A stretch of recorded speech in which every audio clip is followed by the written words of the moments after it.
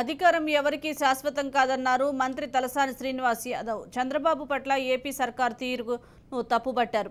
కమ్మవారి సేవా సమితి ఆధ్వర్యంలో అమీర్పేట్ డివిజన్ మోడల్ కాలనీలో కార్తీక వనభోజన మహోత్సవంలో మంత్రి పాల్గొన్నారు.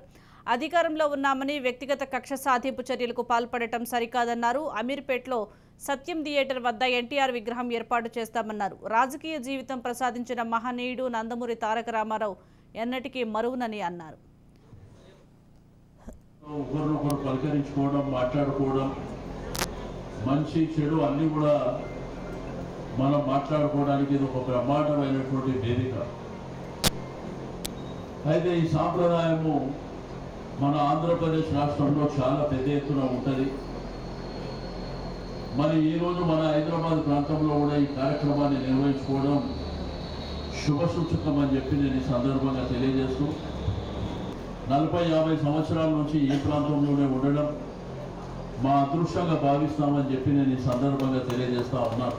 ఒక స్నేహభావంతో ఉండేటువంటి వాళ్ళం మనకి ఇక్కడ చెక్కాలనైనా, ఈ యొక్క బాడల్ కాలనీ సుందరనగరైనా, అమీర్పేట పరిసర ప్రాంతాలైనా కానీ నిరంతరం ఎప్పటికప్పుడు మనం కలుసుకునే వాళ్ళం. ఎప్పుడు కూడా నేను అందరికీ సపోర్టుగా ఉండేటువంటి వ్యక్తిని. ఏ అంశం వచ్చినా ప్రతి అంశంలో కూడా ముందుండి నిలబడేటువంటి వ్యక్తిని. ఆంధ్రప్రదేశ్ రాష్ట్రంలో జరిగినటువంటి పరిణామాలు కూడా మనకందరికీ తెలుసు. ఒక పెద్ద మనిషిని ఈ రాష్ట్రానికి, సమైక్య రాష్ట్రానికి, ఆంధ్రప్రదేశ్ రాష్ట్రానికి, దేశానికి సేవలు అందించినటువంటి వ్యక్తి మీద మరి కేసులు పెట్టడం, వారిని జైలుకు పంపేయడం